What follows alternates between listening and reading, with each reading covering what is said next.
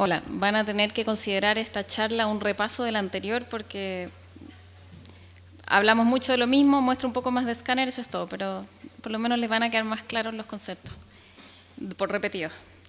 Me toca hablar específicamente de trauma de pared y de parénquima pulmonar.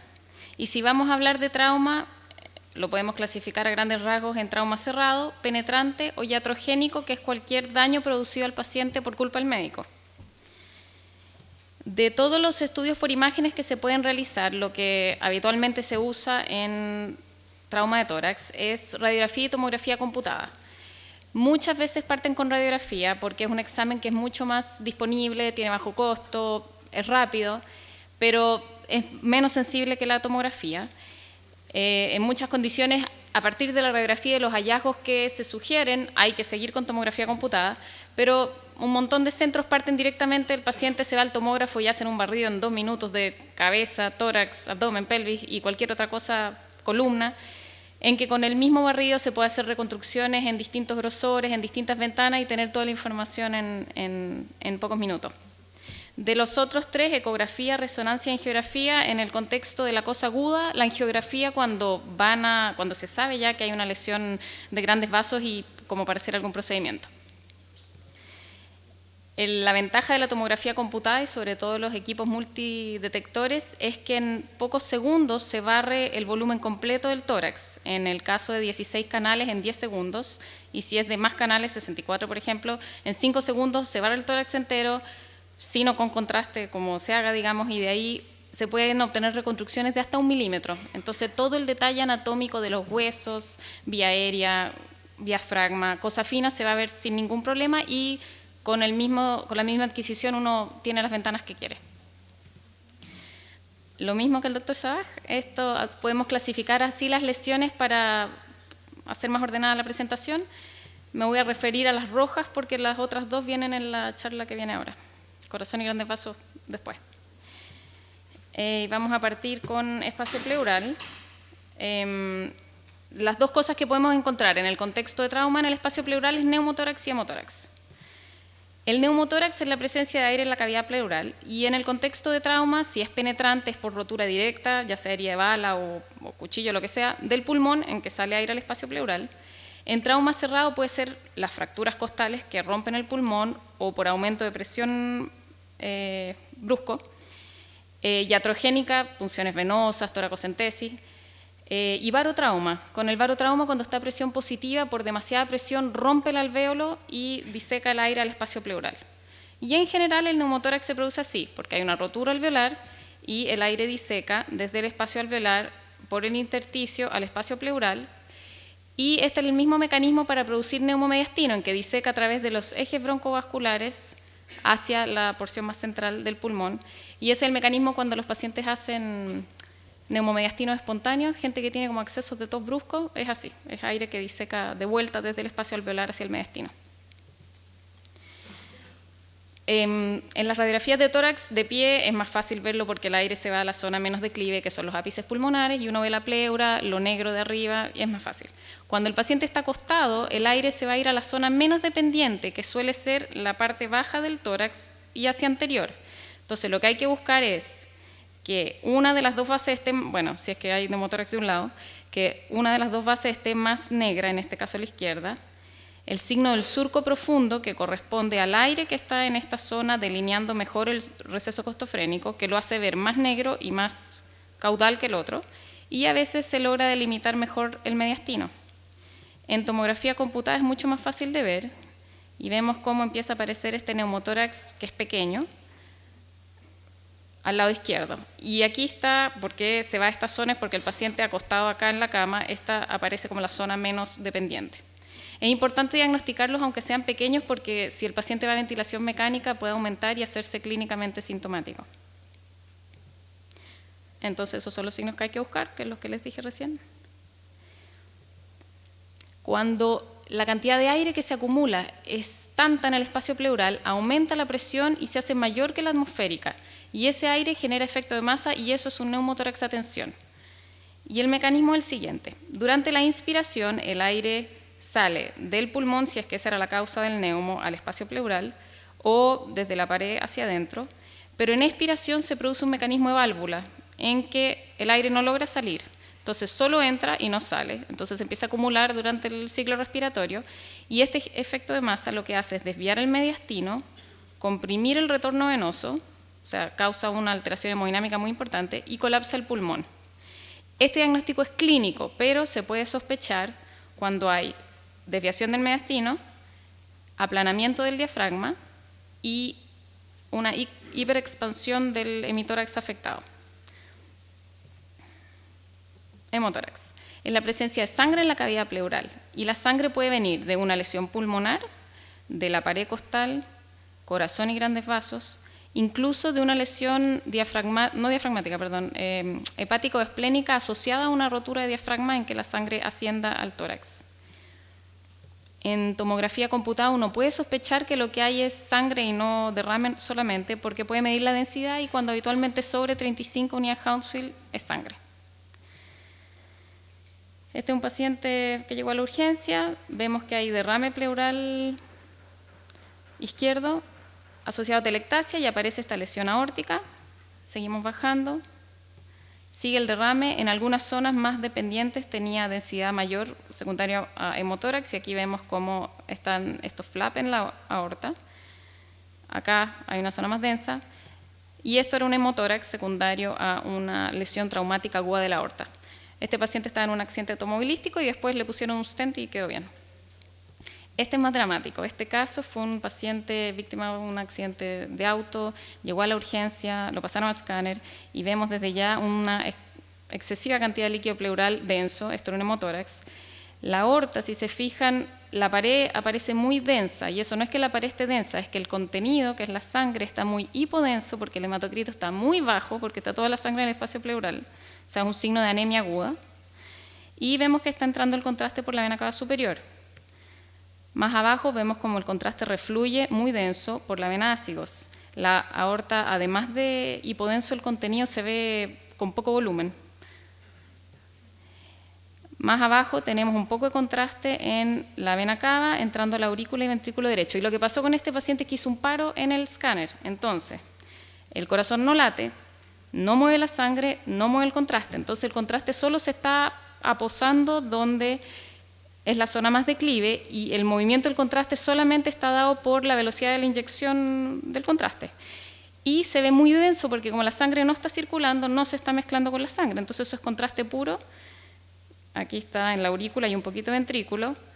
Se va por la presión de la inyección a la vena cava inferior, se empieza a depositar en el parénquima hepático en la zona dependiente del riñón y hasta abajo, hasta las venas ilíacas.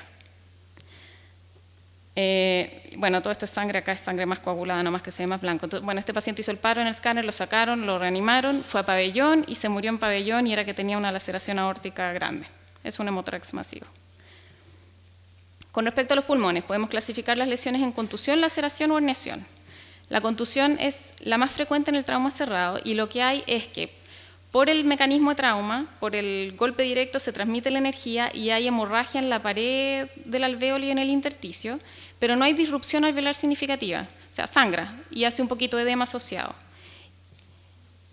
Como es por el golpe directo, habitualmente se ven las contusiones, que son estas zonas de condensación, pegadas a donde reciben el golpe, entonces adyacentes a la pared costal, al esternón, a la columna, al mediastino. Y como decían también antes, puede ser por golpe y contragolpe, igual que en la cabeza. Lo importante de las contusiones es buscar las lesiones asociadas en el sitio de impacto. Y lo otro importante es que la contusión, como solo es hemorragia y edema, aparece al tiro. Entonces, en el escáner se ve en el inicio. En la radiografía se puede demorar más, hasta 6 horas, porque como es menos sensible, hay que esperar que haga más edema para que se vea más blanco. Y aparece como condensación no segmentaria. Aquí hay un ejemplo de contusiones sutiles en el pulmón izquierdo que aparecen como áreas en vidrio esmerilado y otras áreas más densas. En ese paciente que además por el mismo trauma tenía esa fractura escápula, que esta es una reconstrucción del escáner, también sabíamos que la tenía por la radiografía, pero así ven cómo se pueden ahorrar la radiografía con el escáner y reconstruir como quieran. Lo importante de la temporalidad de la contusión pulmonar es que comienza al tiro y ya a los 10 días, 2 semanas no tiene que estar, Por lo tanto, si en un paciente con trauma aparece una condensación, pero después de 24 horas del trauma hay que pensar en otra cosa, que aspiró, que hizo una neumonía o embolía grasa. Y si persiste estas condensaciones después de 2 semanas, ya no es solo contusión pulmonar tampoco, sino que hay que suponer que se agregó algo como neumonía o un distrés. En la laceración sí hay disrupción del parénquima pulmonar. Entonces, no quedan las laceraciones como en el hígado o en el riñón, que es una cosa lineal, sino como el parénquima pulmonar elástico se retrae y forma una cavidad redondeada u ovoidea, que si se llena con aire hace un neumatocele. Si se llena con sangre forma el hematoma, y si se llena con las dos hace un hematoneumatocele. Y estas se tardan mucho más en resolver que la contusión. Habitualmente en la etapa aguda la laceración va en el medio de una contusión, entonces es más difícil de ver. Entonces en este caso vemos bastante condensación en el pulmón derecho y vemos algunas áreas radiolúcidas que podrían ser laceraciones, pero cuando vemos el escáner tenemos extensa condensación, que es la contusión, golpe y contragolpe también, y un montón de laceraciones formando hematomas y hematoneumatocele que se pueden sospechar con la radiografía, pero es mucho más sensible, son muchas más y además aparece una al otro lado que no se ve en la radiografía. La herniación pulmonar es cuando protruye el pulmón en un defecto en la pared torácica, habitualmente hay fractura costal o algo. Este caso es iatrogénico porque es un trasplante pulmonar izquierdo. Tenemos el pulmón derecho con fibrosis, el izquierdo trasplantado recientemente, persiste un poco neumotórax, enfisema en las partes blandas, y está este pedazo de pulmón por fuera de la pared torácica. Y más abajo vemos cómo se conecta con el pulmón que está donde debe estar, y es una herniación pulmonar. Lo importante de esto es que si el paciente va a ventilación mecánica también puede aumentar y complicarse, entonces habitualmente corrigen el defecto. Vía aérea, podemos hablar de estas 3 cosas. Habitualmente los pacientes no llegan, los que tienen laceración traqueobronquial, porque se mueren al momento del accidente por la gravedad de la lesión. En trauma cerrado suele ser porque hay aumento de presión contra glotis cerrada o porque se comprime la vía aérea entre el esternón y la columna o porque hay fuerzas de cizallamiento contra punto fijo. Y se describe que en la laceración traqueal lo más frecuente, cuando es por trauma cerrado, es que sean longitudinales y en la unión de la parte cartilaginosa con la membranosa. Entonces va a salir el aire y lo que va a provocar es un neumomediastino que después asciende al cuello y sale a la pared torácica. Esos son 2 casos en que se ve 2 casos distintos, se ve la discontinuidad en la pared posterior de la tráquea, a través de la cual sale un montón de aire que se extiende también a la pared torácica y acá una más grande. En la laceración bronquial, la alteración suele producirse paralela a los anillos cartilaginosos. Si la laceración es más proximal, va a provocar el neumomediastino igual que la laceración de la tráquea. Pero si es más distal y ya estamos adentro del espacio pleural, va a producir además un neumotórax. Y de hecho, uno de los signos de sospechar que hay una laceración bronquial, cuando es incompleta, es que ponen un tubo de drenaje por el neumotórax y persiste el neumo, no se mejora nunca. Y es porque continuamente está saliendo aire a partir del bronquio. Cuando la transección ya del bronquio es completa, entonces se produce un gran neumotórax que puede ser a tensión, pero además el pulmón se cae porque ya no tiene el soporte del bronquio y queda telectasiado aquí abajo y eso se llama signo del pulmón caído. Dentro de la vía aérea, por último, el efecto Macklin, que es cuando es este mismo efecto que les dije que hacen los neumomediastinos espontáneos, que es cuando hay una rotura alveolar, el aire sale y se va de vuelta por los ejes broncovasculares hasta el mediastino. Y en tomografía uno puede ver el aire que diseca y el neumomediastino. Y este paciente es un caso de barotrauma en que vemos que tiene un buen neumomediastino. El aire ya salió, acá hay un tremendo enfisema subcutáneo, además delimita los pectorales mayores, y era por barotrauma. Y entonces, de hecho, no hay ni siquiera neumotórax y lo que vemos es este aire que no debe estar rodeando los ejes broncovasculares, que es como se devuelve el gas al mediastino. Pasando al esófago, este es un esquema del esófago y como ven, si esto se rompe o filtra, va a producir neumomediastino porque sale aire al mediastino, se inflama, se altera la grasa y el mecanismo mediastinitis, puede producir derrame pleural por vecindad y si uno le da contraste oral va a filtrar. Este era un paciente que hizo dolor post-endoscopía y vemos cómo aparece neumomediastino rodeando aquí la tráquea y que la misma pared del esófago tiene aire en su espesor. Entonces, hizo una rotura esofágica pequeña que dio salida de gas a la misma pared, pero también afuera, dando neumomediastino. Acá se ve aire también rodeando el corazón. Esta es una reconstrucción coronal, ahí se ve el esófago con su aire dentro de la pared y el que está afuera, una sagital, y él evolucionó bien médicamente y pasó. Otro iatrogénico, esta paciente, una enfermera operada de un quiste broncogénico subcarinal. Entonces empezó con dolor, con molestias para tragar, después de varios escáneres y este examen con contraste hidrosoluble se ve que pasaron a llevar el esófago y lo que hizo fue una gran colección extra con una mediastinitis. Tenemos que este de acá es el esófago, esta es la colección con el contraste que se había tomado antes. Esta es una imagen MINIP para ver más la cosa aérea, entonces tenemos el esófago y la colección y con el contraste que sobra y la tuvieron que reoperar. De las lesiones diafragmáticas, cuando son por arma blanca o bala, pueden ser en cualquier parte y suelen ser pequeñas. Cuando son por trauma cerrado, habitualmente es porque hay un aumento brusco en la presión intraabdominal contra diafragma fijo. Y entonces se rompe donde es más débil y habitualmente es donde se unía la membrana pleuroperitoneal en el desarrollo embrionario, que es como posterolateral, como donde son las hernias de Borstallek. Y habitualmente al lado izquierdo, efectivamente, porque el derecho tiene la protección del hígado y al parecer es más fuerte el diafragma. Y según el tamaño del hueco y los órganos que se hernian, o sea, y la ubicación va a ser qué es lo que se hernia. Y lo que pasa es que, si no son diagnosticadas en su minuto, la presión intratorácica negativa constante hace que empiecen a ascender las vísceras, se pueden estrangular. Un ejemplo de una hernia diafragmática derecha en radiografía, que se ve un contorno que sobra y además hay múltiples fracturas costales.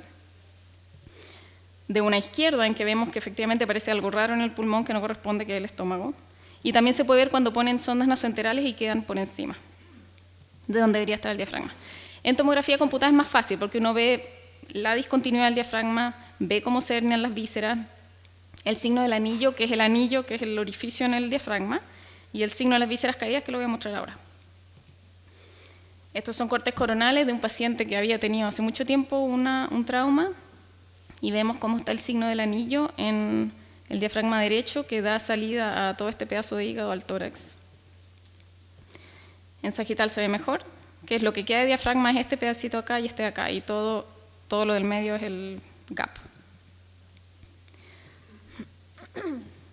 Ya, este es el signo de las vísceras caídas. Este es un paciente con una hernia traumática aguda en ese minuto izquierda, en que vemos que el estómago está arriba donde no debe estar. Normalmente el diafragma, como es por su forma, no deja que las vísceras contacten la pared costal atrás, porque está sosteniéndola. Como hubo este orificio, ascendió el contenido y se cae a la zona dependiente, que es la pared posterior, estando el paciente acostado. Entonces, ver el contacto directo de estas vísceras con la pared costal por sobre el abdomen, o sea, hasta en el tórax, es el signo de las vísceras caídas. Y por último, las lesiones en la pared torácica. La luxación esternoclavicular, la que es importante es cuando es posterior, porque clínicamente puede no verse y entonces daña puede hacer alteración de grandes vasos. Las fracturas esternales, cuando son desplazadas, es más problema. De escápula no es tanto el problema la fractura escápula, sino el trauma que eso significa para romper la escápula, entonces hay que buscar todas las lesiones asociadas. Y luego me voy a referir a las otras dos. De las fracturas costales, lo mismo que decía el doctor Sabaj, las de la primera a tercera costilla son de alta energía y hay que ir a buscar lesiones asociadas vasculares y de plexo braquial. Y el problema de las fracturas aisladas no es la fractura, sino que además con el dolor que producen, alteran la mecánica ventilatoria y el paciente puede empezar a hacer atelectasia e infección y eso aumentar la morbimortalidad. Y evidentemente se ven mejor en escáner cuando uno hace la reconstrucción en finito y uno busca todo lo asociado que pueda tener. Este es un caso como de fractura simple de una señora que se golpeó en la región mamaria, entonces vemos un buen hematoma de la mama que hizo con estas fracturas costales asociadas. El tórax volante se produce cuando hay fractura de 3 o más costillas contiguas en 2 o más segmentos. Entonces ese pedazo queda independiente del resto de la pared del tórax. Queda con movimiento paradojal porque cuando hay inspiración, la presión negativa hace que ese segmento se mueva hacia adentro en vez de hacia afuera con el resto de la parrilla costal. Y cuando hay expiración, se va hacia afuera. Lo importante del tórax volante, aparte que significa que es un trauma de alta energía, entonces va a tener un montón de lesiones asociadas, es lo mismo, es que se va a asociar a telectasia, a infecciones, a distrés. Es la morbimortalidad. Y lo importante es que el diagnóstico del tórax volante es clínico, no es de nosotros. Podemos ver las fracturas, pero que se mueva o no va a ser diagnóstico clínico. Y entonces acá hay un paciente que está respirando y durante inspiración ven cómo se hunde el lado izquierdo en un tórax volante. Este fue un paciente víctima del terremoto que se bajó del auto, se puso a mirar, el auto no sé cómo se soltó y le pasó por encima. Y tiene extensas fracturas costales bilaterales, deformando el tórax a la derecha. Preguntaba el cirujano, esto fue un tórax volante. Extensas fracturas de la escápula a los dos lados, costales por todos lados. Si se fijan, la columna también tiene un montón de fracturas, la peor es la que viene ahora, en que hay discontinuidad absoluta de los cuerpos vertebrales. Sí, hizo una transección medular y quedó parapléjico. Y en la ventana de pulmón es lo mismo, solo para mostrar que además tiene neumotórax bilateral, extensas contusiones, laceraciones. Sí, ese no fue un bonito fin. Las mismas reconstrucciones del mismo paciente, las extensas fracturas de escápula, costales, y acá está la de columna. En resumen, en el traumatismo torácico pueden existir distintos tipos de lesiones, y por eso hay que ir en orden, ver si hay lesiones en la pleura, en el parénquima, las fracturas, hay que buscarlas todas. La tomografía computada es el más sensible examen para caracterizarlas y es muy rápido, y hay que ir a buscar las cosas para que no se pasen. Ya tengo 3 casos. El primero, no tan entretenido. Un paciente que tuvo un accidente en auto hace unos días y este es el control pre-alta.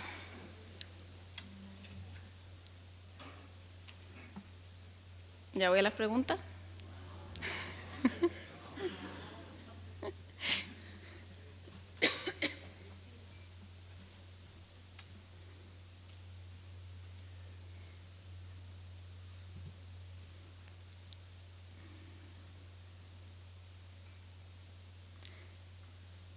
Tengo el escáner después, o sea, yo con la radiografía sola está difícil. Hacemos la pregunta de nuevo con el escáner después.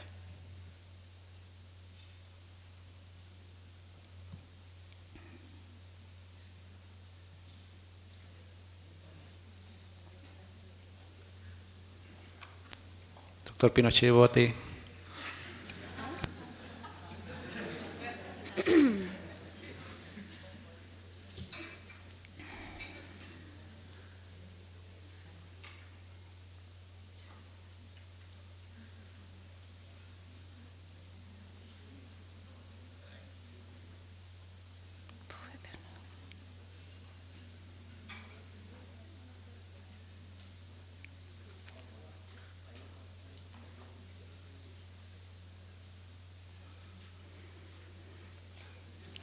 Bueno, no era muy difícil, pero el escáner está...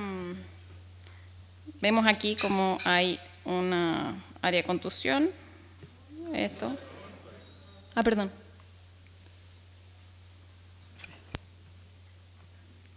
Ya. Área de contusión, se ve una zona aérea que no sé si es neumotórax o intraparenquimatosa, pero aquí podemos ver una mínima lámina de pulmón, por lo tanto este círculo es intraparenquimatoso y es una laceración con nivel líquido. Además tenemos neumotórax.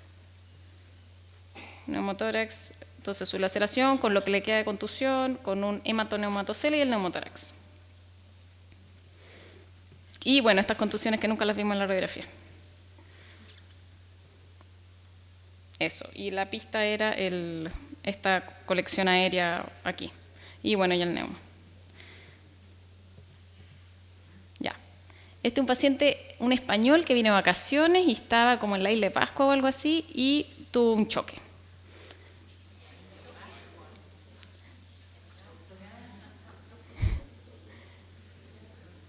Ya bueno, este es un corte más proximal. Vayan viendo, voy a ir pasándolo.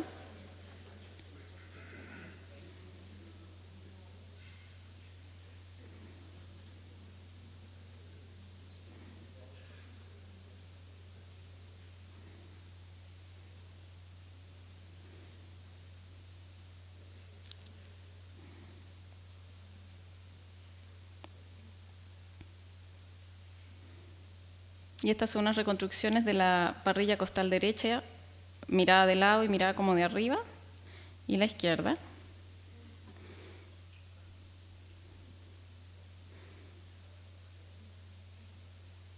¿Ya?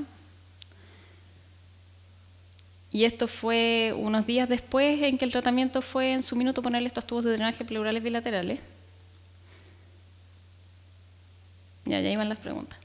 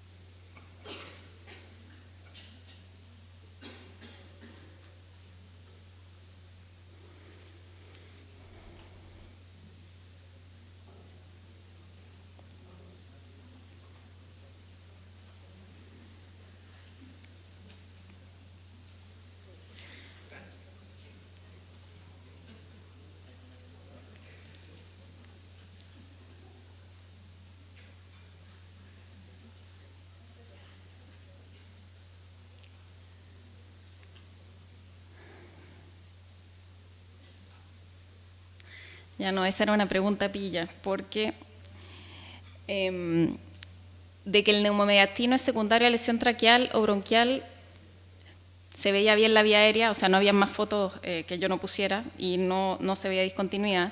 Y sobre todo que esa radiografía, después de un rato, con los tubos solamente, anduvo re bien, ¿no? Ya estaba bien el neumotórax, no se seguía reproduciendo. Y subí a preguntar a la UTI si tenían sospecha que tuviera lesión traqueal o bronquial y no. Y evolucionó bien, así que no fue eso. Tórax volante. El tórax volante diagnóstico clínico. Parecía, pero no era. Y finalmente, entonces, el neumotórax es secundario a las fracturas costales bilaterales, es lo único que sirve de esa pregunta. Y ahí es para mostrar nomás que se ven un montón de fracturas, pero, por ejemplo, esta está en dos partes, y la siguiente está en dos partes, pero ya la tercera no, por lo menos no hay tres contiguas. Pero el diagnóstico es clínico, que es lo importante. Y de hecho ese paciente 8 días después del trauma estaba así, ya yéndose para la casa.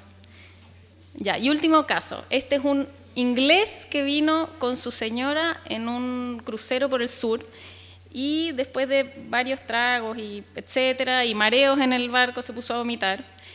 Se mejoró, siguió comiendo y después cuando llegaron a tierra ya como que se sentía muy mal y entonces consultó al servicio de urgencia.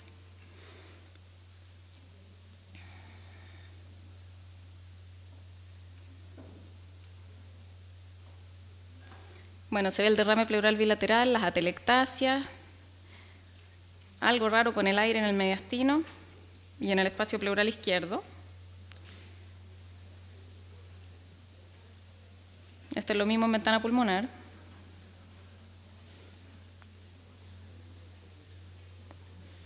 Le hicieron un trago de bario. Esto es bario afuera. Es que no se ve muy bien, no se ve tan blanco.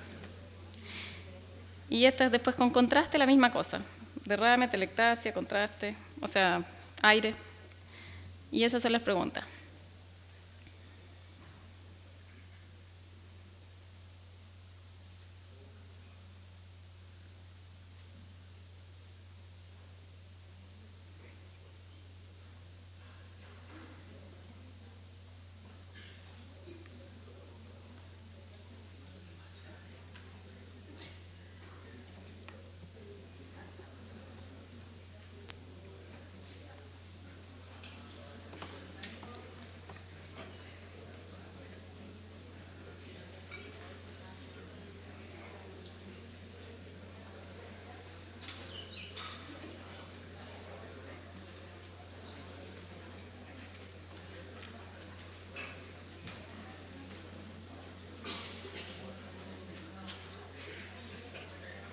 Ya, bien.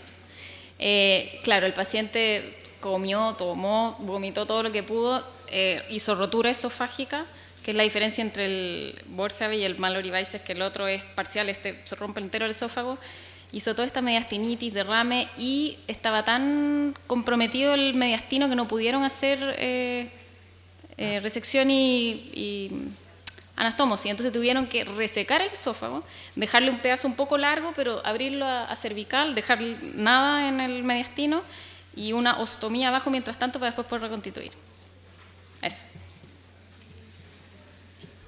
Gracias.